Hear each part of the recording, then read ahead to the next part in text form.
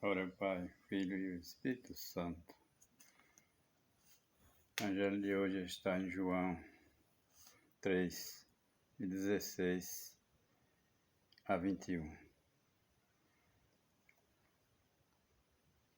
Pois Deus amou de tal forma o mundo que entregou o seu Filho único para que todo o que nele acredita não morra, mas tenha vida eterna. De fato, Deus enviou o seu Filho ao mundo, não para condenar o mundo, e sim para que o mundo seja salvo por meio dele. Quem acredita nele não está condenado. Quem não acredita já está condenado, porque não acreditou no nome do Filho único de Deus. O julgamento é este: a luz veio ao mundo, mas os homens preferiram as trevas que a luz, porque suas ações eram más. Quem pratica o mal tem ódio da luz e não se aproxima da luz para que suas ações não sejam desmascaradas. Mas quem age conforme a verdade se aproxima da luz, para que suas ações sejam vistas, porque são feitas como Deus quer. Palavra da salvação. Meus queridos irmãos e irmãs, este evangelho maravilhoso, lindo. Deus amou de tal forma o mundo que entregou o seu próprio Filho para nos salvar. Então, a gente percebe aqui que não é fácil, né? Você dar o seu filho para resgatar, salvar outro. Só Deus mesmo para fazer isso com a gente. E Ele fez. Entregou Jesus Cristo, Filho de Deus, mandou Ele para o mundo, nascer de uma virgem chamada Maria. E passou pelo que passou, né? Os malfeitores daquele tempo botaram Ele numa cruz, crucificaram Jesus. Por amor a todos nós, Deus fez isso. Você veja um pai quanto ama, né? Deus é um pai maravilhoso. Ele ama os filhos. Jamais um pai quer o mal para o seu filho, né? Deus é nosso pai. Então, meus irmãos, em agradecimento a esse amor tão grande por nós, a ponto de dar o próprio Filho para nos resgatar, para nos salvar das garras do demônio, do inferno, para nos salvar das trevas. Ele fez esse sacrifício, deu o próprio Filho para nos salvar. A gente fica assim se perguntando, mas será que eu estou fazendo algo que agrada a Deus? Será que eu estou fazendo alguma coisa para compensar tudo isso que Ele fez por nós? A gente precisa refletir, fazer um exame de consciência bem importante mesmo, bem feito, para ver se realmente a gente está agradando a Deus. Porque Ele deu o seu Filho para salvar as nossas vidas. Nós também precisamos fazer essa reflexão, né? Se Ele deu o Filho dele por nós, o que é que eu estou fazendo também para agradar o Deus Todo-Poderoso? Porque a nossa obrigação também é dar a nossa vida por Ele. Se preciso for, né? A nossa vida aqui é uma passagem cheia de obstáculos, de problemas, de tribulação, Mas a gente precisa viver, mesmo diante de todo o sofrimento, de toda a tribulação, viver e fazer a vontade de Deus, para a gente viver um mundo novo, sem tribulação mais. Tudo aqui passa, tribulação passa, sofrimento passa, não adianta. Tudo vai passar, só Deus não passa. Então a eternidade é eterna, não tem mais. A morte não existe mais, porque Jesus venceu a morte. O reino de Deus não vai ter morte mais. Quem for para lá está tranquilão, sossegado, para sempre. Só alegria. Vale a pena, meus irmãos, a gente passar por tribulações neste mundo. Se precisa morrer na cruz para salvar nossas almas e nós, que seja feita a vontade de Deus. A gente, nesse mundo, é difícil, eu sei que é muito difícil viver o Evangelho nesse mundo, porque as pessoas não entendem. Quando a gente quer viver na misericórdia de Deus, percebe que as pessoas não compreendem.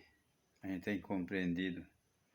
Mas não se preocupe com isso, porque a luz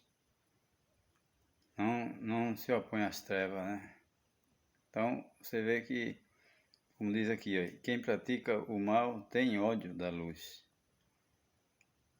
Não se aproxima da luz para que suas ações não sejam desmascaradas. Então, quando você é uma pessoa de Deus, você começa a pregar o Evangelho de Jesus Cristo, aqueles que estão longe de Deus, eles vão te odiar. Eles vão lhe chamar de crente, filho disso, filho daquilo, e chato, e não querem saber. Isso aí é porque está nas trevas. Você quer orientar, quer dar um conselho, corrigir de um erro que a pessoa pratica, a pessoa não tem humildade para aceitar a correção. Então, você percebe por aí que a pessoa está vivendo nas trevas. E você que está na luz, precisa compreender que é assim mesmo. Você não vai ser bem recebido com esse livro sagrado na mão, quase em lugar nenhum hoje em dia. É difícil você ser compreendido. Até entre os católicos mesmo, dentro da igreja. Você percebe que tem gente que não compreende quando você coloca esse livro sagrado na mão para falar de Deus para as pessoas. Mas mesmo assim, a gente precisa viver essa verdade, essa realidade. Porque foi para isso que Deus nos colocou nessa posição. Para a gente ser forte e vigilante. Não desistir da caminhada. Ser luz no meio da escuridão. No meio dos drogados, no meio dos ladrões, das prostitutas, dos pederastas, no meio de todo mundo. Você ser luz. Levar a luz de Jesus para essas pessoas ser iluminada também. Que o Espírito Santo de Deus ilumina. Você precisa ser luz e levar esta verdade. Verdade que hoje ninguém está aceitando mais. Você vê que tem gente aí, quando você fala de Deus, da verdade de Deus para as pessoas não aceitam mais. Essa doutrina, como diz São Paulo, carta de Timóteo, parece que ninguém vai chegar o tempo de ninguém suportar mais essa doutrina. A doutrina está sendo rejeitada. Hoje, quando você vê um jovem, dá um conselho para um jovem, para ele namorando, às vezes, né? Viver a castidade no namoro. Misericórdia, mesmo que dá um tapa na cara. Não aceita mais de jeito nenhum. Viver uma vida conjugal sem separação. Receber os filhos que Deus consentir que venha, sem tomar veneno para evitar. Tu falar isso hoje para as pessoas, corre o risco de ser apedrejado. Então a gente vê que a santa doutrina está sendo rejeitada pelos homens, porque é a verdade. Ninguém suporta mais esta verdade, que é a palavra de Deus, que é a santa doutrina de Deus. Está na igreja. Desde os primórdios da igreja que existe essa doutrina. E nunca vai deixar de existir, porque é a verdade que ninguém pode negar. Deus é a verdade. Ele é o nosso Salvador. E a gente não pode negar essa verdade. Tem que ser pregada, de qualquer forma. Fora de Jesus, meus irmãos, não tem salvação para ninguém. Só nele que tem salvação. Desculpa aí, eu não posso errar aqui.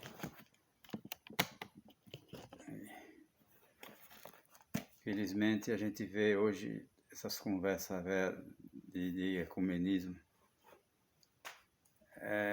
querendo unir todas as religiões em uma só. Isso não existe, meus irmãos. A religião que Jesus fundou foi a religião católica. A palavra católica vem do grego, quer dizer universal. Essa igreja é a Igreja Universal Apostólica Romana. E esse negócio de misturar com espiritismo, com macumba, com seitas protestantes, que surgiram de 1517 para cá com Martim Lutero. Essas divisões que teve na igreja, ortodoxo, os anglicanos, isso não existe. A igreja de Jesus é una, católica, apostólica, romana. Quando você vê esses papos furados, não aceite. Isso é uma vergonha, é um absurdo. A gente vê essas conversas dentro da nossa igreja hoje, sendo apoiada por autoridade grande da nossa igreja. Pelo amor de Deus. O Salvador único é Jesus. Quem salva é Ele. Quem acreditar nele não está condenado. Quem não acreditar já está condenado. Porque não acreditou no nome do Filho único de Deus. E pronto, já está tudo certo já. Jesus diz, eu sou o caminho, a verdade e a vida. Ninguém vai ao Pai senão por mim. Meus irmãos, isso é muito bonito, né? Agora a gente vê aí certas autoridades de dentro da igreja querendo fazer um ecumenismo falso. Unir todas as religiões em uma só. Cada um na sua doutrina. Que confusão do inferno. Isso não é a igreja de Deus. É do diabo essa igreja. No dia que se reunirem, sai fora. Sai fora porque não é de Deus. Eu tenho certeza que a igreja católica tem uma parte que está querendo unir. Mas a outra parte vai ficar fora. Essa que vai receber Jesus na glória vai ficar de fora dessa bagaceira. Não existe ecumenismo desse jeito.